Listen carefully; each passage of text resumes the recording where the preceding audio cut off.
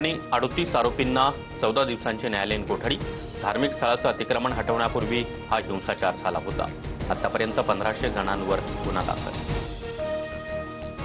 मालेगाव बॉम्बस्फोट खटल्याचा निकाल 8 मे रोजी लागणार। 17 वर्षाच्या सुनावणीनंतर निकाल राखीव। मालेगावात 29 सप्टेंबर 2008 रोजी बॉम्बस्फोट झाला होता। इगतपुरी तालुक्यामध्ये तीव्र पाणी टंचाई। दरेवडीतील आदिवासी महिलांची पाण्यासाठी पायपीट। जंगलातून 3 किलोमीटरपर्यंत घोटभर पाण्यासाठी जीवघेणा प्रवास।